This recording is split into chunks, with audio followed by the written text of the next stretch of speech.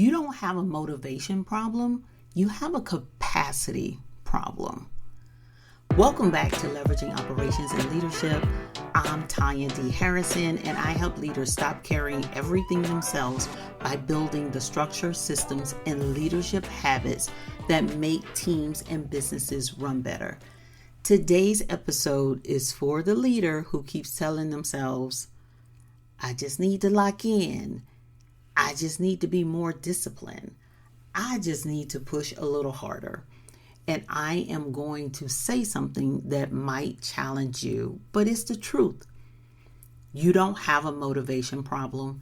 You have a capacity problem.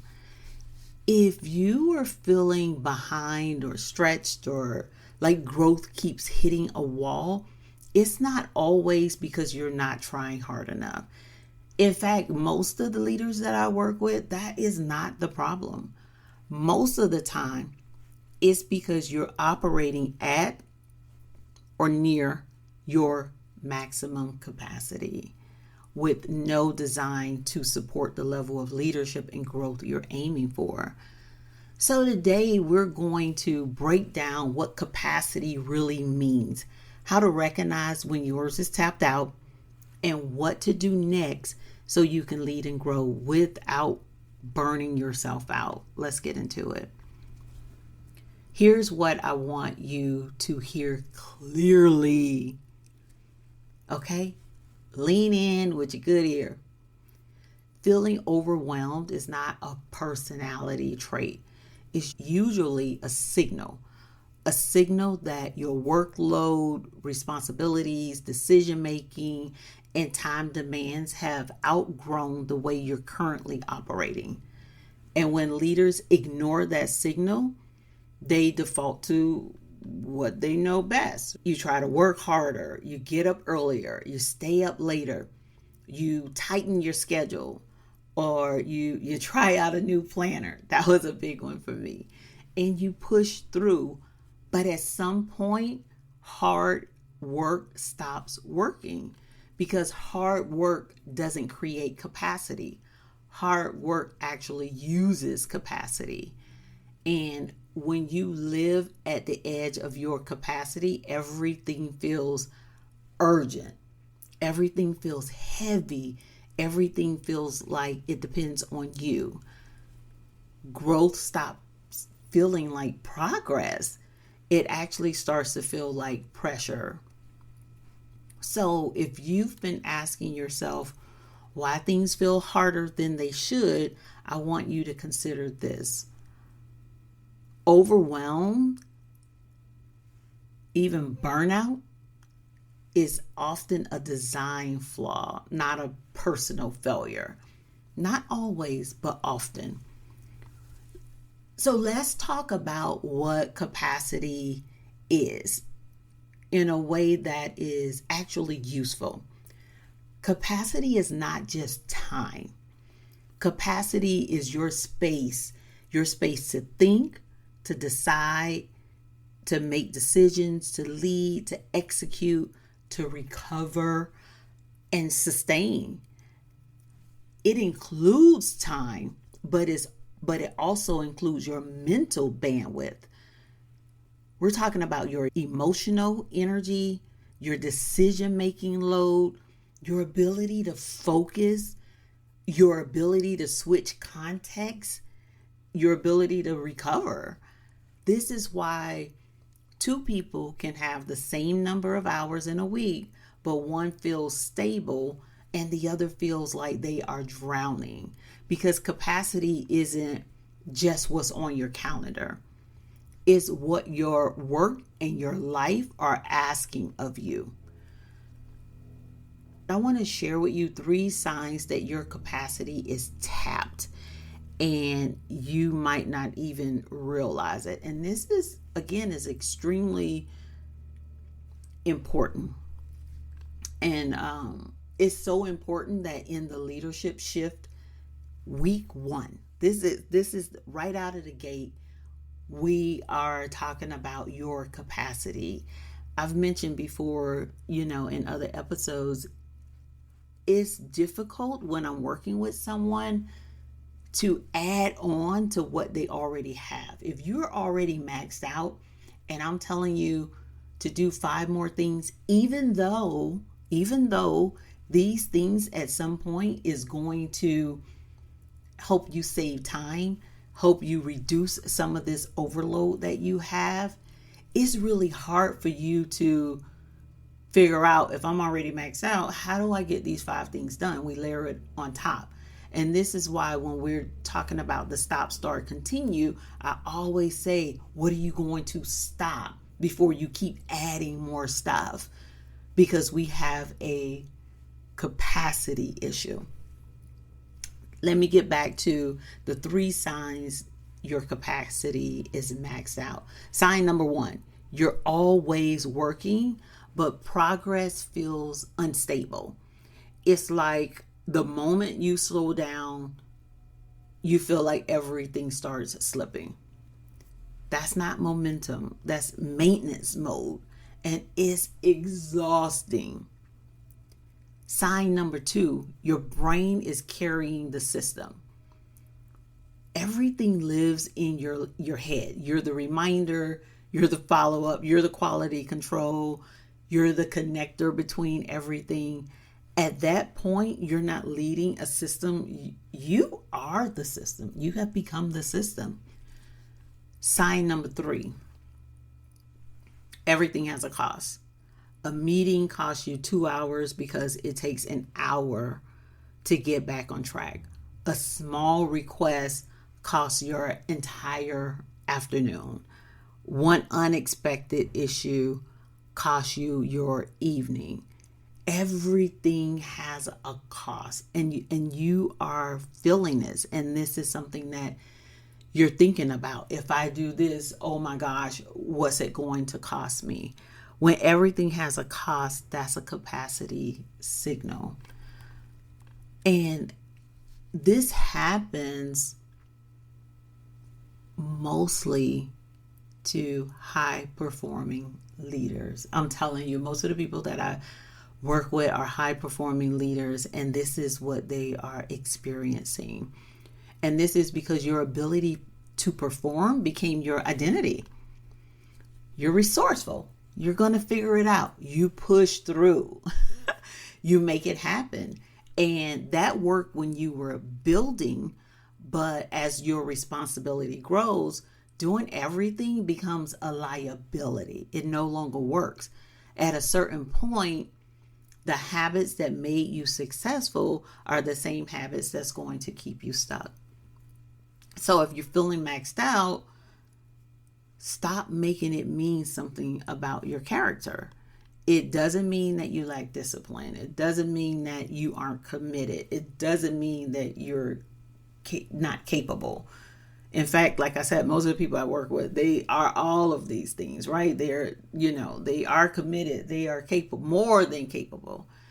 It means your leadership and operational design needs to catch up to your growth.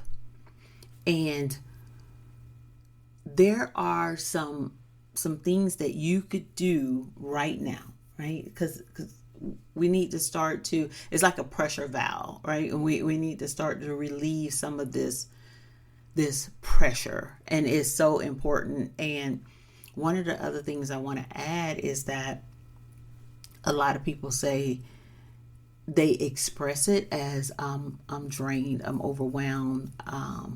I've even had people say, I just want to throw this business away. I don't want to do it anymore. And a lot of times it's because they've hit that level of capacity. So I want to give you some redesigns, some tweaks that you could start to make this week, right? I want to make this practical. So starting this week, redesign number 1. You don't have to do them all, but pick one and let's go. Redesign number 1. Stop treating everything as equal. Everything is not equal. Choose your top 3 outcomes for the week, not tasks, but outcomes. And then ask, what must move for these outcomes to happen?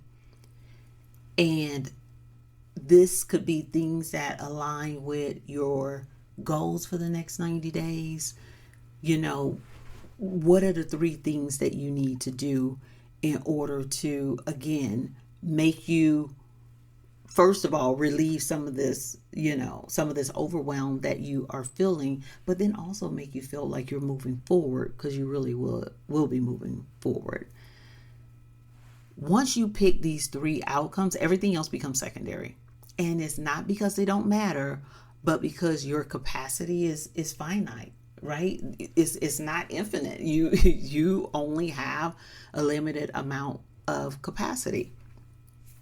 And when we're moving from task to outcome, what I want you to think about as an example, instead of saying, I'm going to work on a proposal, you'll create an outcome that says, I'm going to submit the proposal to the client by Thursday. That's an actual outcome. Or say meal prepping, right? It's one of the things that you want to do. Instead of saying, I'm going to meal prep this week, you're going to make it outcome driven and say, I'm going to prepare 4 meals by Sunday at 6 p.m. Right? So now it's outcome. It's not doing something. It's not a task.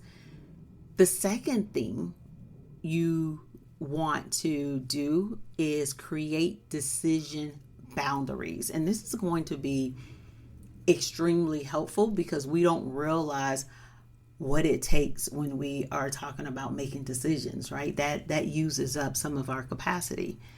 If you're making the same decisions repeatedly, put some rules in place. And examples of some rules could be, this is what I say yes to, right? And you define what that is. It could be, this is my goals for the quarter, the year. If it fits or aligns with this, then I can take the next step and looking more into it and then deciding if I'm going to give it a definitive yes. If it's not aligned, it's a definitive no. But put some rules in place when you're going to say yes, when you're going to say no. Then it becomes more of a no-brainer. I don't have to really think about it. Also think about what gets delegated. I know some of you are solo leaders, right? So if you are in your business by yourself, even if you are in corporate, right? You could have things that are projects that you delegate out. That's how I started. Before I actually had like a VA that worked with me on a regular basis, I had projects and I would hire somebody to do a project to get that off my plate. So I want you to think about what those things are that can get delegated. What gets scheduled, right? What gets automated? What only happens on certain days? Like I have certain days a week that I do content. That's automatic. You want to reduce the number of things that you have to think about. You're trying to reduce your mental load, and having these decision boundaries reduce your mental load. And reduce mental load is capacity, right? That's adding to your capacity. Redesign number 3. Build just one system that removes friction. Just one. And this could be a weekly planning rhythm. So for instance, every Monday, I already have blocked on my calendar time where I am planning for the week. During that time, I go in, I look at my numbers from the previous week, and I plan out the week, right? So come up with a weekly planning rhythm, or a simple intake process, or a template. You find yourself using the same thing over and over again. Create a template, create a checklist. So I'm not having to think about what I need to do. It's already there laid out. Did I do this? Did I do that? You know what I mean? A standard way to track work, but think about one system that removes some friction, eliminate repeat confusion. I don't have to think about some of these things. I don't have to think about how I'm going to design something because I have a template for it. This is the template that I use every time I'm sending out a proposal or whatever the case may be. Think about ways that you can, again, reduce capacity. I have a program that's called the Leadership Shift. You probably heard me talk about it before, but I created it because most leaders don't need more information. They need a different design, and they need accountability with implementation. The Leadership Shift helps you identify what's draining your capacity and rebuild how work flows and make the shift from pushing harder to leading smarter. Even if you are a solo leader, if you are someone that you already know at some point in time, your desire is to have a team, you need to start making the shift before you get a team. When we talk about capacity, it's not about doing less just to do less. It's about creating space so your leadership can actually work. All right. If this episode hit home, do one thing today. Write this sentence down and be honest with yourself. My biggest constraint is not effort. My biggest constraint is capacity. And then ask what needs to change in the design of my week so leadership doesn't cost me everything. And again, if you want support making the shift, the Leadership Shift was built for you. You can learn more at signalpartners.com/the shift. That is signalpartners.com/the shift. And I'll also link it in the show notes so that you can click it and go there and learn more. If this episode helped you, be sure to share it with a leader who needs to hear it. And I will see you back here next week. Have a fabulous week.